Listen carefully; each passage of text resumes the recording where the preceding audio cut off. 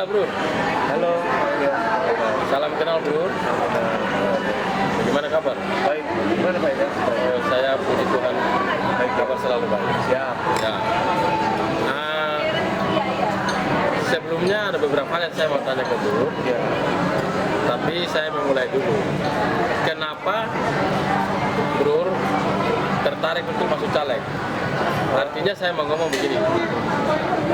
Masuk caleg itu nggak segampang yang kita pikirkan loh. Ya. Ada harus mental di situ, harus ada tantangan dan segala macam ujian di situ. Tetapi kenapa bro mau tertarik masuk caleg? Karena kalau bro sudah fokus bisnis usaha itu saya kira sudah lebih nyaman.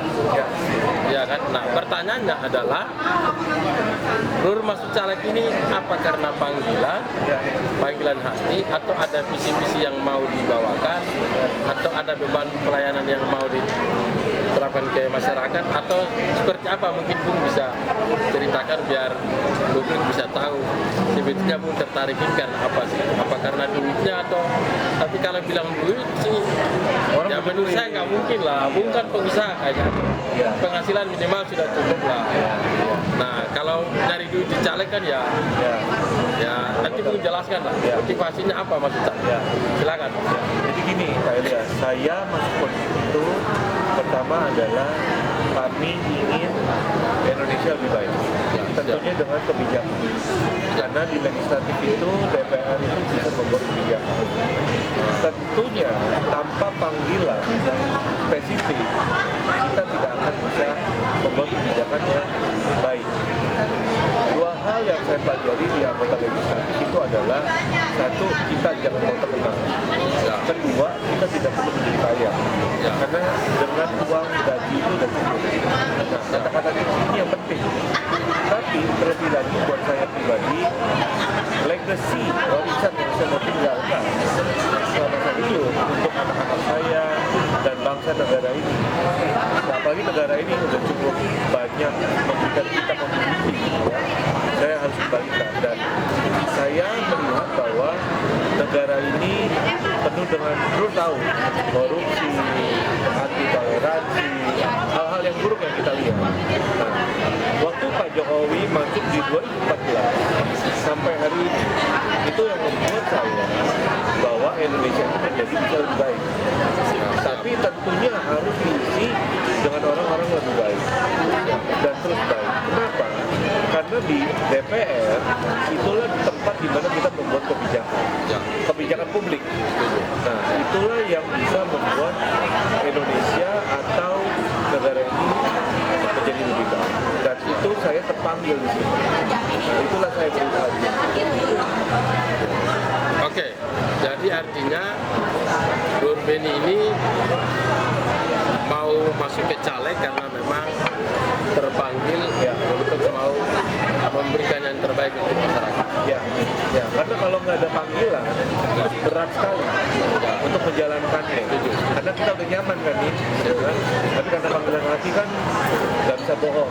Nah, itu yang membuat saya pengen maju. Oke bro, sebelum saya lanjut, karena Bro Beni bilang panggilan hati, saya ini mau ngomong terus terang. Fakta kenyataan di lapangan ketika sudah menjadi anggota DPR, kadang-kadang kan visi misi debat awal itu bisa berubah. Karena kenapa bisa berubah? Karena godaan di dalam itu sangat kuat, sangat kuat. Jadi kalau kita mau bilang berhati malaikat ada, tapi berhati setan juga ada, berhati mafia, berhati segala itu ada macam itu. Nah, pertanyaan adalah apakah Bro Beni bisa mempertahankan beban awal yang tadinya terpanggil itu untuk apapun godaannya? Karena misalkan contoh apalagi Bro ini kan RI. Nah, RI ini sangat rentan. Setiap rapatan pembahasan undang-undang itu mafia itu sudah telepon loh. Udah telepon sudah pasti. Dan mereka bisa mengatur di dalam penentuan pengaturan undang-undang. Itu. Nah, situasi seperti ini, bagaimana ketegasan ini sebagai anak muda yang punya ketegasan sebagai anak muda di partai PSI, karena yang saya tahu partai PSI ini partai yang cukup dominan dan cukup keras untuk mau melakukan terobosan-terobosan baru. Tetapi pertanyaannya, apakah sanggup teman-teman anak muda PSI ini untuk membuat terobosan baru? Jadi PSI ini kan partai yang mengusung dua DNA, yaitu anti toleransi dan toleransi. Oke. Nah, kebetulan saya ketua bidang dari pendidikan dan umat beragama. Yang saya perjuangkan pertama adalah kebinekaan. Ini kita, bineka tunggal ika.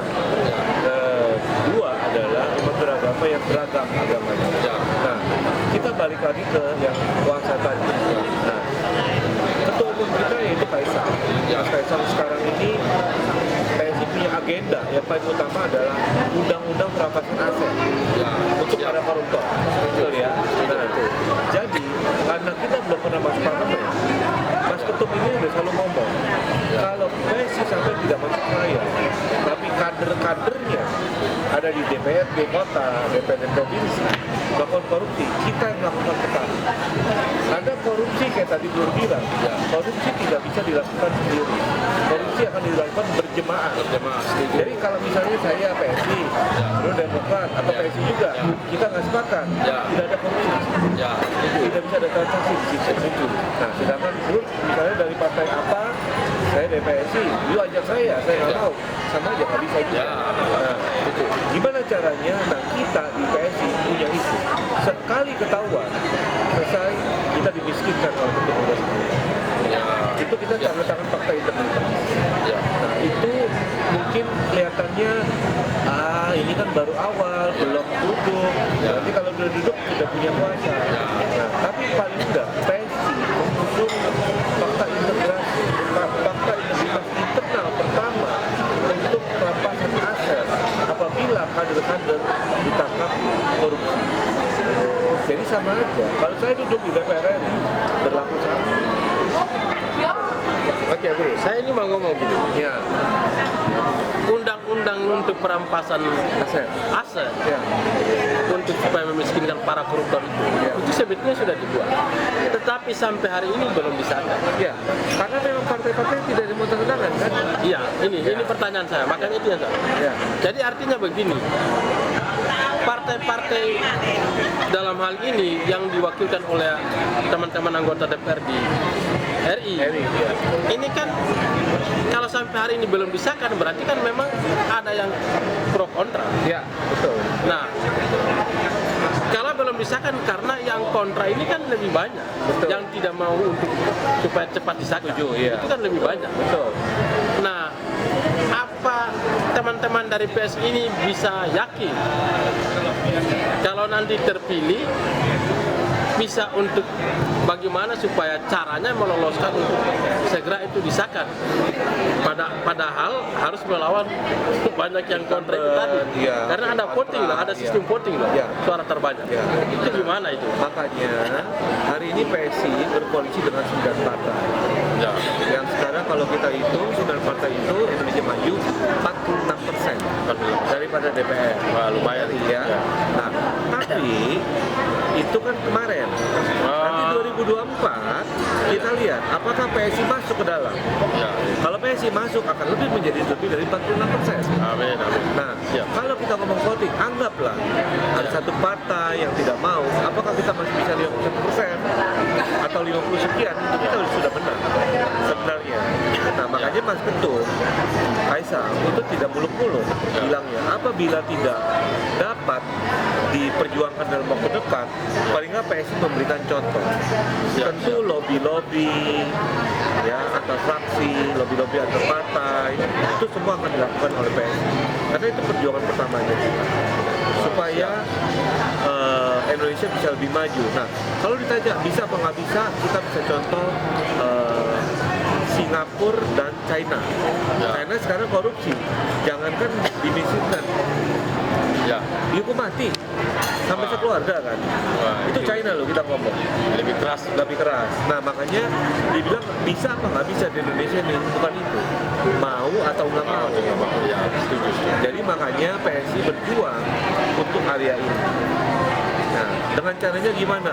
Mungkin, maaf, fasilitasnya dibaguskan, Ya.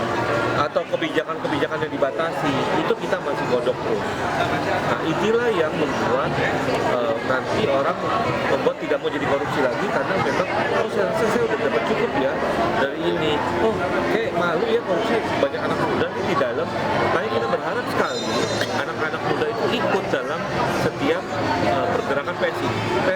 PSI juga akan mengusung setiap meeting di DPR RI itu terbuka, live.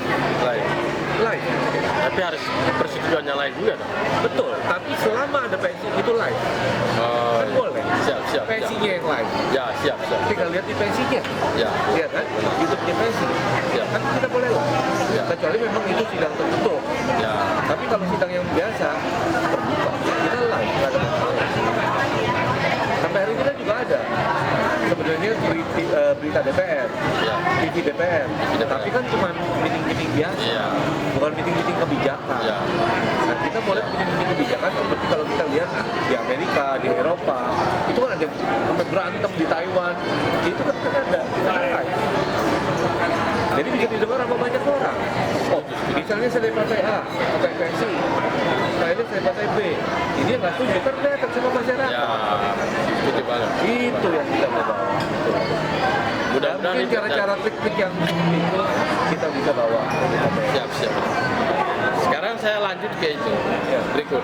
Pak Beni kan tadi bilang, memang Pak Beni apalagi sebagai ketua DPP PSI pusat ya. Ya, Nah, Pak Beni di bagian kebinekaan dan umat beragama. dan umat beragama. Betul. Saya mau nyinggung bicara umat beragama. Ya. Ya mohon maaf, sampai hari ini saya kira dari caleg-caleg sebelumnya itu semua sudah bicara tentang itu. Ya. Dari pemerintah juga pun sudah bicara tentang itu. Ya. Tapi fakta di lapangan Ya. masih aja ada Ya. orang-orang tertentu punya hak beribadah itu masih dilarang dan masih.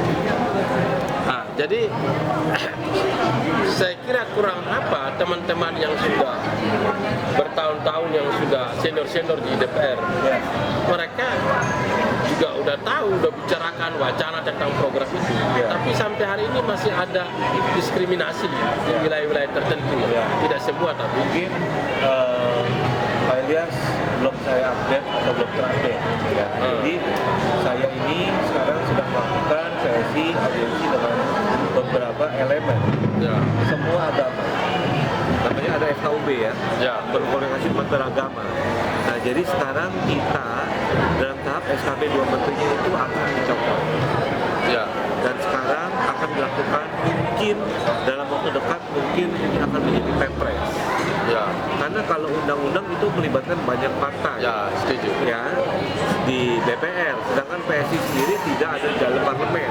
Ya. Nah, tapi kan Pak Ilyas tahu untuk membuat satu undang-undang itu bisa makan setahun. Oh ya, pasti. Terlalu lama. Ya. Nah, jadi ini urgensi. Ya. Pak Presiden pun menilai ini urgensi. Ya. Jadi sifatnya nanti adalah persetujuan Presiden.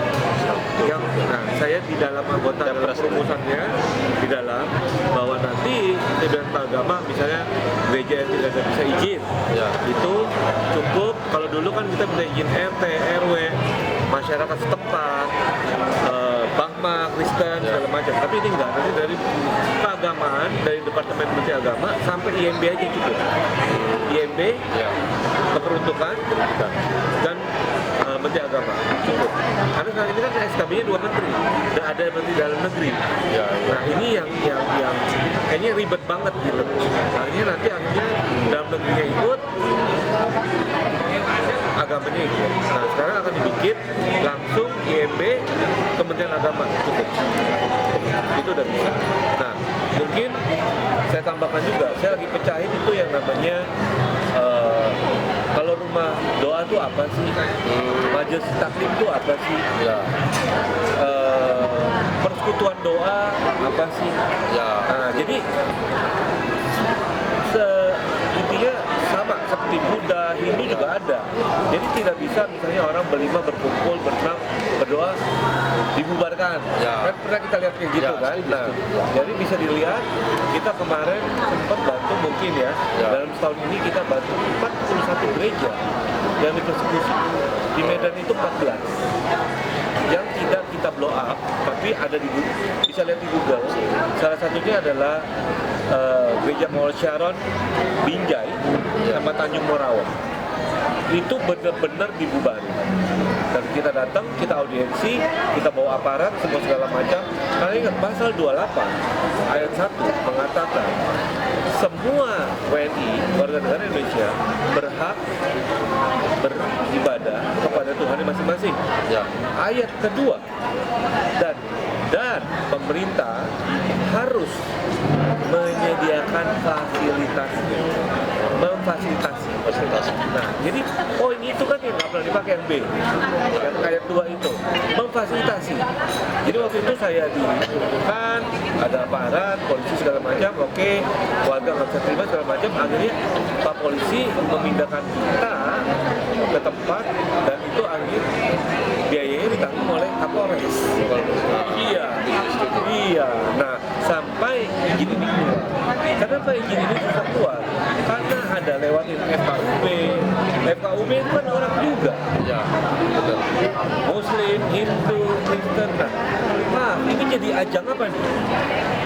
Jadi ajang lobby kan? Bisa kita sembahyang mau pakai lobby? Nggak bisa. Jadi cukup IMB gedungnya izin rumah ibadah atau izin rumah doa. Langsung ke Kementerian Agama. Bisa dipertanggungjawabkan. Gitu kan? Ini yang kita bikin dan sekarang kalau saya nggak salah tahun 2024 ini Pak Presiden akan bertanda-tanda Perpres. Dan itu sudah disebut oleh Menteri Agama kita Pak Musyafir. Mudah-mudahan ini terjadi bro, karena ini penting kan. Oh iya, ini akan terjadi di 2024. Karena kan kemarin mungkin ini juga lagi sibuk pemilu segala macam, tapi sini sudah sosialisasi. Pak Musyafir, Kementerian Agama kita itu sudah sosialisasi. Jadi sekarang mungkin sudah tinggal detail-detailnya, habis itu saya udah di meja presiden. Draftnya udah dibentuk. Karena kebetulan saya ada di dalam PSI mewakili itu. Karena PSI, jujur, PSI naik ini 5 kali di MK. Di MK. Mahkamah Konstitusi. Kami ditolak 5 kali. Jadi akhirnya kami pikir, udah nggak usah undang-undang. Tapi kita minta tolong pemerintah. Akhirnya Pak Presiden mendengar, memanggil Menteri Agama dan Menteri kami di audiensi. Akhirnya kayaknya kami ada Perpres. Kalau undang-undang terlalu lama. Lobbynya lebih banyak lagi tuh, DPR. Sedangkan PSI belum di DPR. Nah itu tugas saya sebagai DPP Pendidikan dan Sebuah Beragama. Itu yang saya udah perjuangkan hari ini untuk gereja-gereja dan semua tempat ibadah. Termasuk siapa aja. Saya berdiskusi. Boleh ngadu ke LBH PSI. Itu kita audiensi. Siap. Oke, Bapak Ibu, ini berita bagus juga.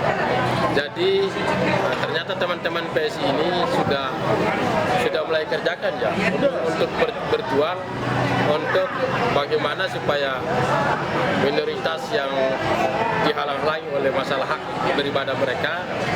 Nah, ternyata teman-teman PSI ini cukup bagus. Mereka mendesak sehingga pemerintah harus mengeluarkan Kepres atau Perpres untuk peraturan untuk segera membuat sehingga beribadah ini segera harus ada izin yang lancar sehingga hak beribadah setiap orang itu bisa tercapai. Kalau tunggu undang-undang cukup lama dan pasti ada lobby-lobby itu yang membuat rumit dan cukup lama. Jadi teman-teman PSI ini sudah bilang bahwa mereka akan terus mengawal untuk segera keluar Kepres untuk supaya harus keluar sehingga teman-teman yang minoritas yang punya hak beribadah ini bisa izin lancar dan mereka bebas beribadah. Kita dukung ini visi misi atau program yang sangat luar biasa untuk membantu masyarakat. Yang terakhir, program dan strategi apa untuk Partai PSI secara menyeluruh beserta dengan semua caleg-calegnya, baik RI, baik provinsi dan daerah. 2024 ini terobosan apa yang akan dibuat yang bukan biasa-biasa, bukan sama seperti yang partai lain, tapi terobosan yang berbeda, yang menjadi terobosan baru yang membuat masyarakat, ini yang aku tunggu-tunggu ini. Ya. Gitu. Jadi benar-benar menyentuh kepada kebutuhan masyarakat yang sangat membutuhkan. Ya. Selama bertahun-tahun. Ya. Kira-kira apa? Ya. Jadi pertama memang kita satu partai kita itu kan tegak lurus bersama Pak Jokowi. Jadi berarti kita meneruskan apa yang sudah dilakukan oleh Pak Jokowi, seperti hilirisasi, ya, terus hilirisasi, membuka lapangan pekerjaan, infrastruktur, itu kita akan lakukan semua. Tapi yang paling menarik bagi kita adalah kita akan banyak menggunakan sekolah-sekolah gratis dan juga BPJS gratis. Jadi setiap warga negara Indonesia itu berhak mendapatkan BPJS gratis. Jadi bukan sifatnya adalah kewarganegaraan, tapi kesetaraan. Kesetaraan. Jadi selama Bapak Ibu memegang KTP Indonesia, Anda berhak mendapatkan gratis. Dan sebenarnya di kota Surabaya itu sudah berlaku. Jadi BPJS gratis. Nah, orang pada bilang, Pak, tapi BPJS gratis saja pelayanannya jelek. Karena apa? Ya, betul. Betul. Karena apa? Karena kesejahteraannya tidak ada. Kalau tidak ada, mungkin kurang. Dan itu satu. Kedua, dokter kalau kita perhatikan, ya, dokter yang bagus, kalau mau ambil spesialis, biasanya harus referensi by ID. Ya. Nah, ini sudah dihapus oleh Pak Presiden. Jadi misalnya anak Bapak sekolah spesialis di Jerman, mau masuk Indonesia, dibuang ke desa dulu, baru bisa masuk kota. Betul? Ya, betul. Itu sudah dihapus. Makanya mereka lebih baik kerja di Taiwan, Singapura, di luar negeri. Sekarang enggak. Mereka mau pulang Indonesia. Karena kalau anak Bapak udah bisa sekolah di Jerman dan menjadi dokter spesialis, apakah mereka punya duit banyak, butuh uang banyak? Ada yang idealis, Pak. Nah, ini yang kita akan memberikan aura-aura kepada dokter-dokter muda, dokter-dokter baru, supaya bisa berbakti kepada negara. Tapi tentunya kesejahteraannya, pelayanannya itu akan selalu dilakukan. Jadi BPJS itu nggak ada bedanya nanti dengan swasta.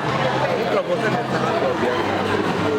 Dan tentunya karena kita koalisi, ada yang namanya makan gratis.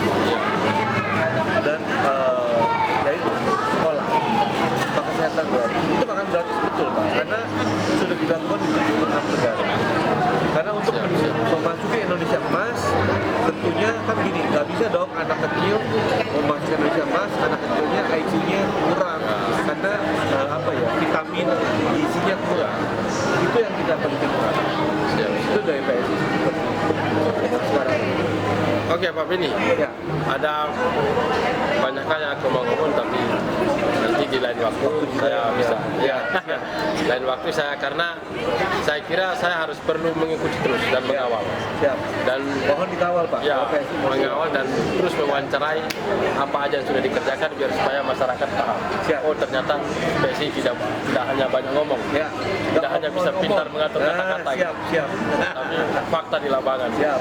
Yang sudah dikerjakan. Siap dikawal, Pak. Siap perlu dikawal. Oke. Jadi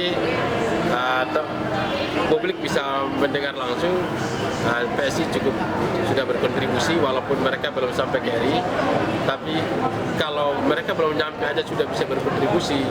Mereka sudah bikin masalah BPJS khususnya Surabaya aja sudah berjalan, dan juga program untuk bagaimana mendesak untuk supaya undang-undang segera disahkan untuk mafia korupsi ini harus dimiskinkan, dan juga segera segera mendesak pemerintah untuk keluar Kepres SKB 2 Menteri. supaya sehingga minoritas umat beragama bisa punya hak untuk menikmati izin-izin ibadah sehingga mereka bisa beribadah dengan bebas. Nah, inilah teman-teman. Jadi saya kira kurang apa teman-teman yang sudah bertahun-tahun, yang sudah senior-senior di DPR, mereka juga udah tahu, udah bicarakan wacana tentang program itu, tapi sampai hari ini masih ada diskriminasi di wilayah-wilayah tertentu. Tidak semua, tapi Mungkin Pak Ilyas belum saya update atau belum terupdate. Jadi saya ini sekarang sedang melakukan sesi audiensi dengan beberapa elemen, semua agama. Namanya ada FKUB ya, berkoordinasi umat beragama. Nah, jadi sekarang kita dalam tahap SKB 2 Menterinya itu akan dicopot. Dan sekarang akan dilakukan mungkin dalam waktu dekat, mungkin ini akan menjadi Perpres. Karena kalau undang-undang itu melibatkan banyak partai. Setuju. Di DPR, sedangkan PSI sendiri tidak ada di dalam parlemen. Nah, tapi kan Pak Ilyas tahu, untuk membuat satu undang-undang itu bisa makan setahun. Pasti. Terlalu lama. Nah, jadi ini urgensi. Pak Presiden pun menilai ini urgensi. Jadi sifatnya nanti adalah persetujuan Presiden. Nah, saya di dalam anggota dalam perumusannya di dalam bahwa nanti Kementerian Agama misalnya gereja yang tidak bisa izin, itu cukup. Kalau dulu kan kita bisa izin RT, RW, masyarakat setempat, Bahma, Kristen, segala macam. Tapi ini enggak, nanti dari keagamaan, dari Departemen Menteri Agama sampai IMB aja cukup. IMB, keperuntukan, dan Menteri Agama cukup. Karena saat ini kan SKB-nya 2 menteri, dan ada Menteri Dalam Negeri. Nah, ini yang kayaknya ribet banget gitu. Artinya nanti dalam negerinya ikut, agamanya ikut. Nah, sekarang akan dibikin langsung IMB, Kementerian Agama cukup. Itu udah bisa. Nah, mungkin saya tambahkan juga, saya lagi pecahin itu yang namanya kalau rumah doa itu apa sih? Majelis taklim itu apa sih? Persekutuan doa apa sih? Nah, jadi intinya sama seperti Buddha, Hindu juga ada.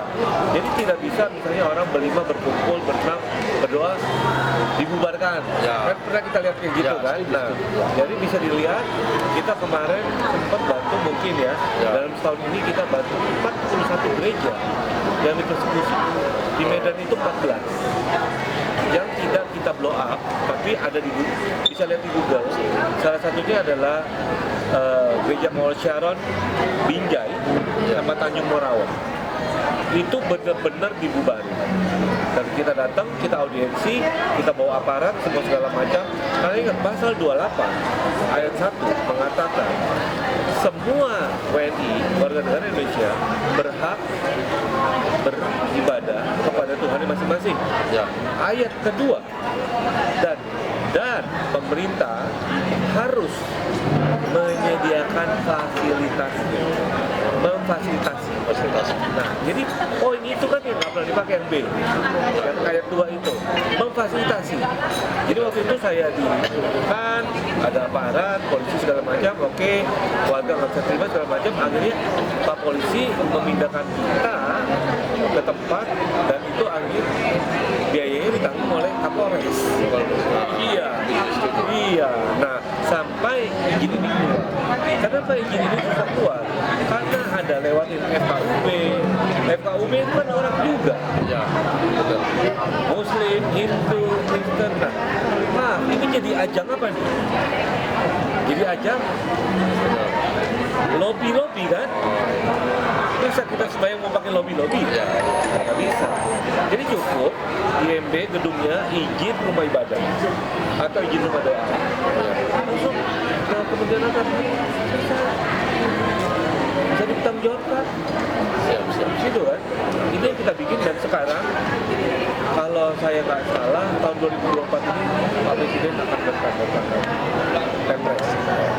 Dan itu sudah disebut oleh Menteri Agama kita, Pak Busyaku.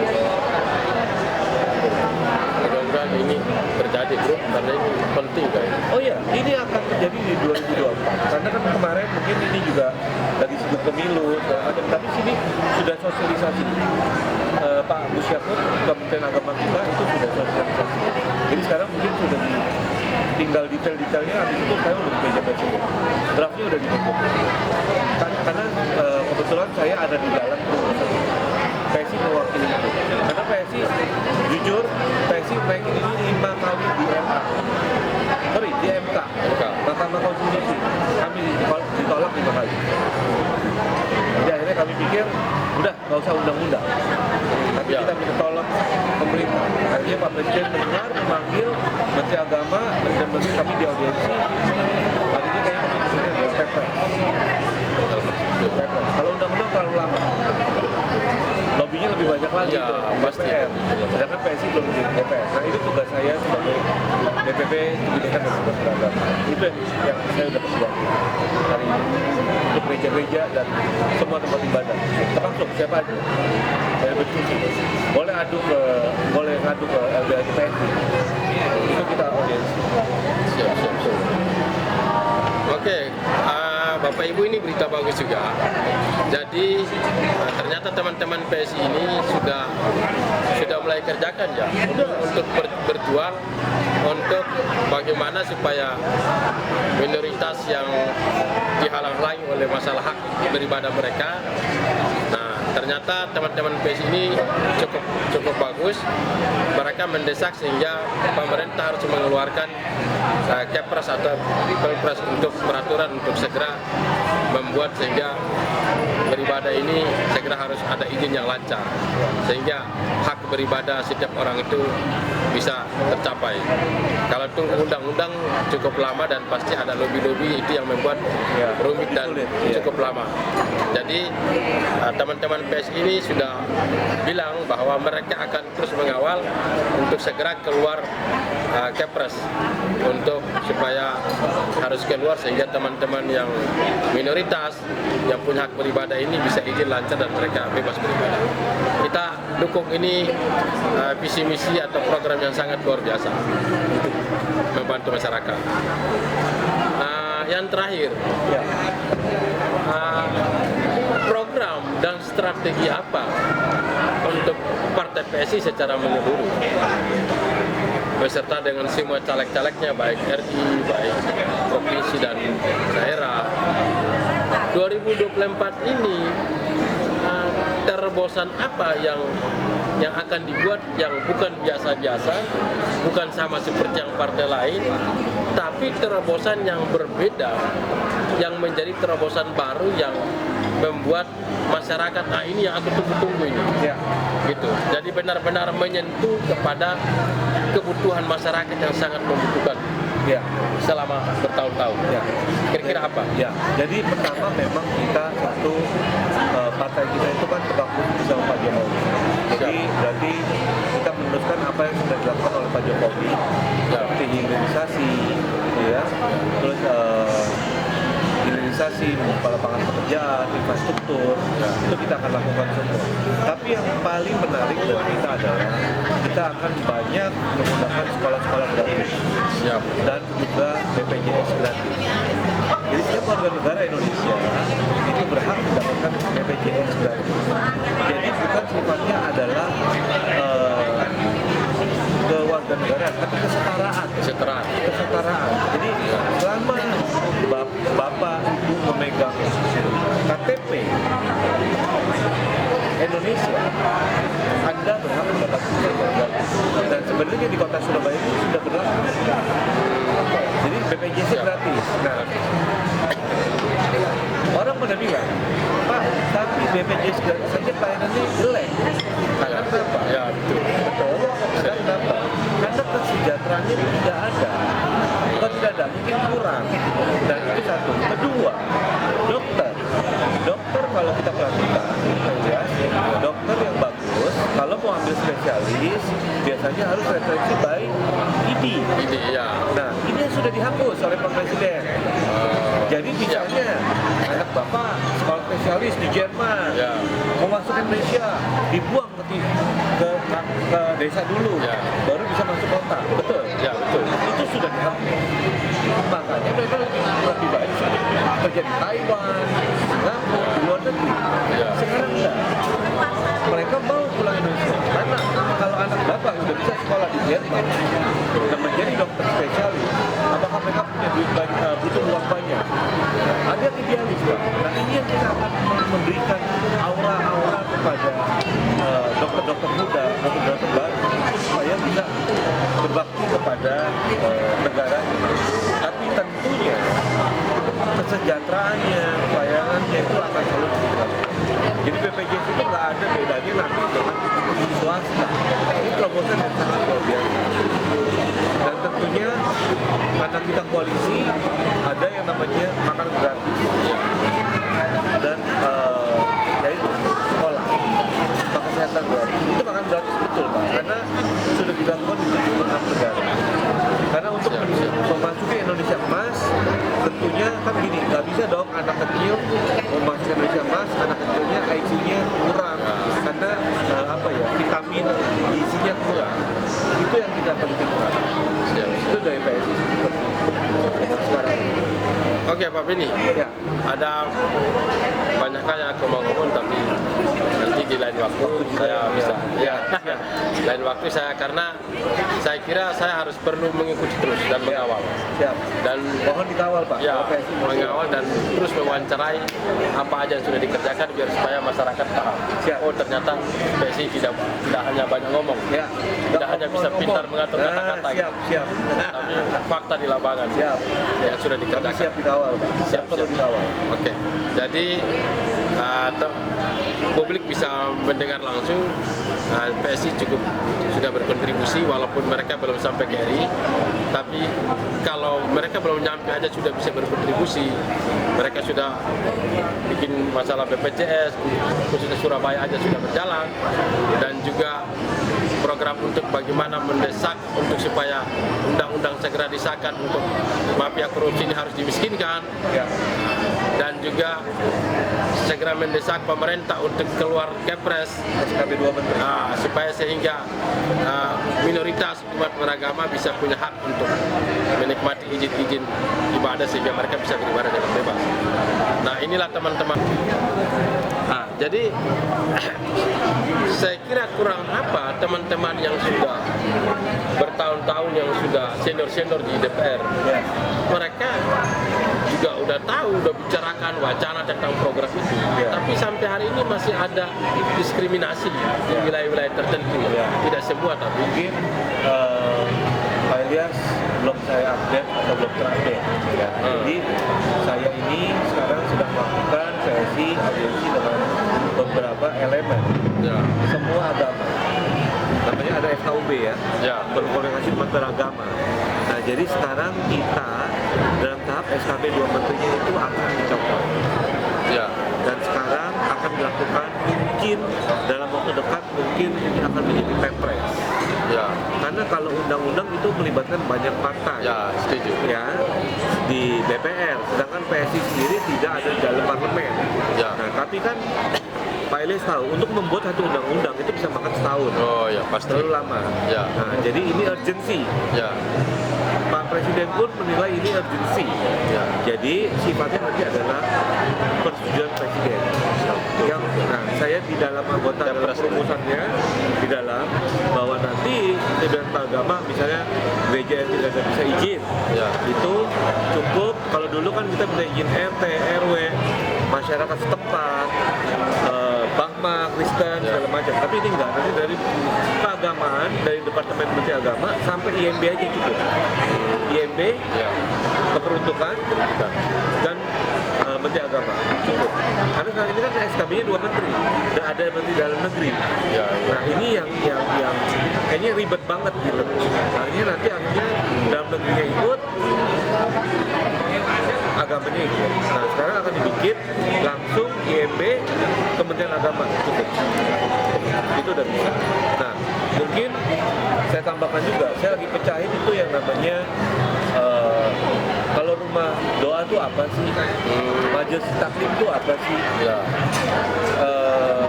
Persekutuan doa apa sih? Nah, jadi intinya sama seperti Buddha, Hindu juga ada. Jadi tidak bisa misalnya orang berlima berkumpul, berenam, berdoa, dibubarkan. Ya. Kan pernah kita lihat kayak gitu Ya, kan. setuju, Nah, jadi bisa dilihat kita kemarin sempat bantu mungkin ya, dalam setahun ini kita bantu 41 gereja yang dipersekusi. Di Medan itu 14 yang tidak kita blow up, tapi ada di bisa lihat di Google. Salah satunya adalah Gereja Mall Sharon Binjai sama Tanjung Morawang. Itu benar-benar dibubarin. Dan kita datang, kita audiensi, kita bawa aparat, semua segala macam. Karena ingat pasal 28 ayat 1 mengatakan semua WNI warga negara Indonesia berhak beribadah kepada Tuhan masing-masing. Ya. Ayat kedua, dan pemerintah harus menyediakan memfasilitasi. Nah, jadi poin itu kan yang nggak pernah dipakai yang B, yang ayat 2 itu, memfasilitasi. Jadi waktu itu saya ditunjukkan, ada aparat, polisi segala macam, oke, warga nggak bisa terima segala macam, akhirnya Pak Polisi memindahkan kita ke tempat, dan itu akhirnya biayanya ditanggung oleh Kapolres. Iya. Nah, sampai izin ini keluar. Kenapa izin ini bisa keluar? Karena ada lewatin FKUB. FKUB itu kan orang juga. Ya. Betul. Muslim, Hindu, Kristen. Nah, ini jadi ajang apa nih? Jadi ajang lobby kan? Bisa kita sembahyang mau pakai lobby? Ya, nggak bisa. Jadi cukup IMB gedungnya izin rumah ibadah atau izin rumah doa. Langsung ke Kementerian Agama. Bisa dipertanggungjawabkan. Siap. Situ kan? Itu yang kita bikin, dan sekarang kalau saya nggak salah tahun 2024 ini Pak Presiden akan bertanggung Kepres. Dan itu sudah disebut oleh Menteri Agama kita, Pak Busyako.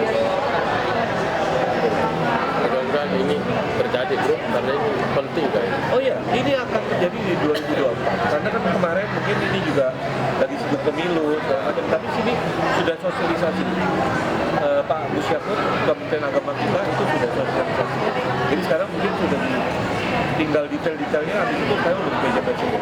Draftnya udah dibentuk. Karena kebetulan saya ada di dalam perusahaan. PSI mewakili itu. Karena PSI, jujur, PSI naik ini 5 kali di MK. Di MK. Mahkamah Konstitusi. Kami ditolak 5 kali.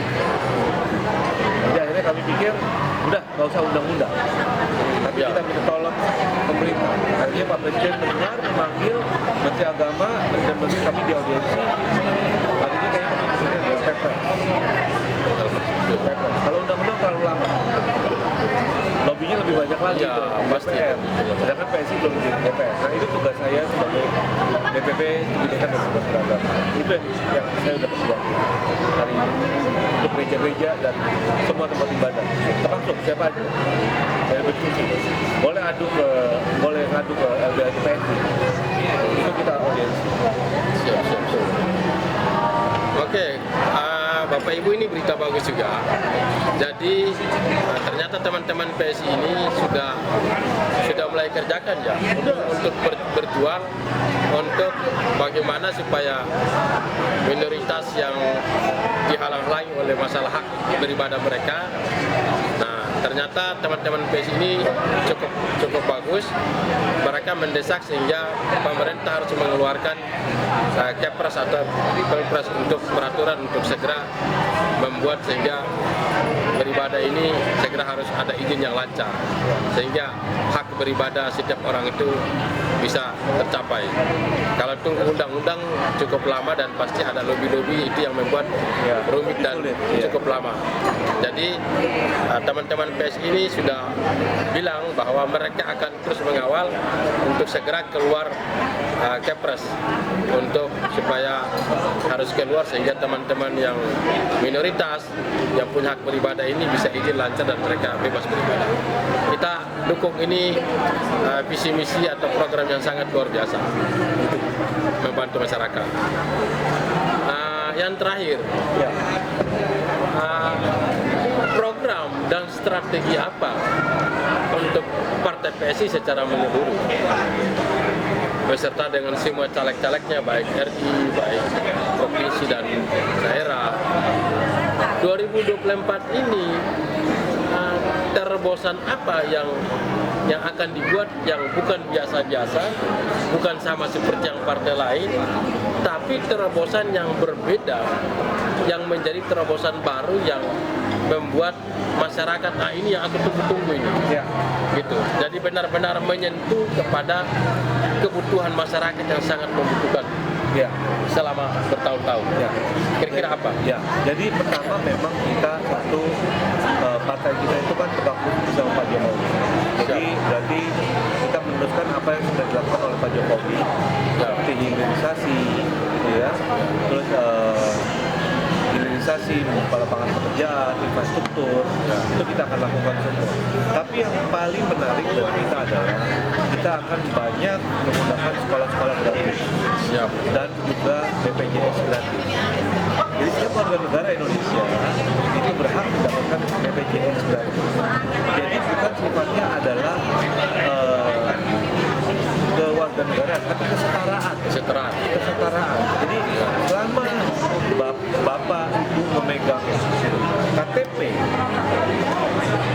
Indonesia, Anda berhak mendapatkan BPJS. Dan sebenarnya di kota Surabaya itu sudah berlaku. Jadi BPJS gratis. Nah,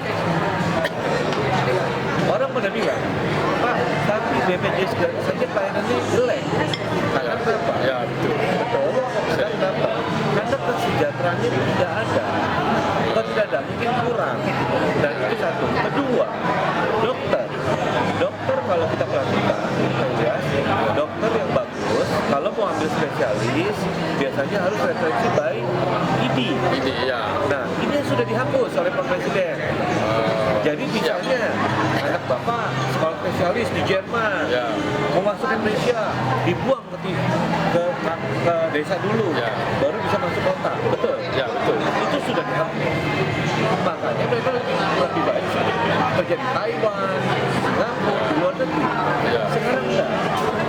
Mereka mau pulang Indonesia. Karena kalau anak bapak udah bisa sekolah di Jerman dan menjadi dokter spesialis, apakah mereka punya duit banyak, butuh uang banyak? Ada yang idealis, Pak. Nah, ini yang kita akan memberikan aura-aura kepada dokter-dokter muda, dokter-dokter baru, supaya bisa berbakti kepada negara ini. Tapi tentunya kesejahteraannya, pelayanannya itu akan selalu dilakukan. Jadi BPJS itu nggak ada bedanya nanti dengan swasta. Ini terobosan yang sangat luar biasa. Dan tentunya karena kita koalisi, ada yang namanya makan gratis. Dan yaitu sekolah, kesehatan gratis. Itu makan gratis betul, Pak. Karena sudah dilakukan di 76 negara. Karena untuk memasuki Indonesia Emas, tentunya kan gini, nggak bisa dong anak kecil memasuki Indonesia Emas, anak kecilnya IQ-nya kurang, karena vitamin gizinya kurang. Itu yang kita pentingkan. Itu dari PSI sekarang. Oke, Pak Beni. Ya. Ada banyak hal yang aku mau ngomong, tapi nanti di lain waktu saya bisa. Lain waktu karena saya kira saya harus perlu mengikuti terus dan mengawal. Siap. Dan mohon dikawal, Pak. Ya, mengawal dan terus mewawancarai apa aja yang sudah dikerjakan biar supaya masyarakat paham. Siap. Oh, ternyata PSI tidak hanya banyak ngomong. Ya. Tidak hanya bisa pintar mengatur kata-kata. Siap. Tapi fakta di lapangan. Siap. Yang sudah dikerjakan. Siap dikawal, Pak. Siap dikawal. Oke. Jadi publik bisa mendengar langsung PSI cukup sudah berkontribusi walaupun mereka belum sampai ke RI, tapi kalau mereka belum nyampe aja sudah bisa berkontribusi. Mereka sudah bikin masalah BPJS khususnya Surabaya aja sudah berjalan, dan juga program untuk bagaimana mendesak untuk supaya undang-undang segera disahkan untuk mafia korupsi ini harus dimiskinkan, dan juga segera mendesak pemerintah untuk keluar Kepres SKB 2 Menteri. supaya sehingga minoritas umat beragama bisa punya hak untuk menikmati izin-izin ibadah sehingga mereka bisa beribadah dengan bebas. Nah, inilah teman-teman mau kerja nyata, tidak banyak ngomong. Menurut Pak Beni seperti itu ya. Siap, Bapak. Jadi masyarakat bisa menilai dan bisa beri mereka kesempatan untuk ada di RI, di provinsi dan di daerah sehingga mereka mau berkarya untuk masyarakat. Oke, sekarang kita segmen terakhir. Pak Beni boleh mengenalkan nama lengkapnya, calegnya, wilayah mana, nomor berapa. Silakan ngomong biar publik khususnya wilayah Pak Beni untuk bisa mendengar dengan cermat dan mereka bisa tergerak untuk memilih Pak Beni. Silakan. Selamat siang Bapak Ibu semuanya yang melihat berita ini. Perkenalkan, nama saya Beni Budianto. Saya dari Partai Solidaritas Indonesia.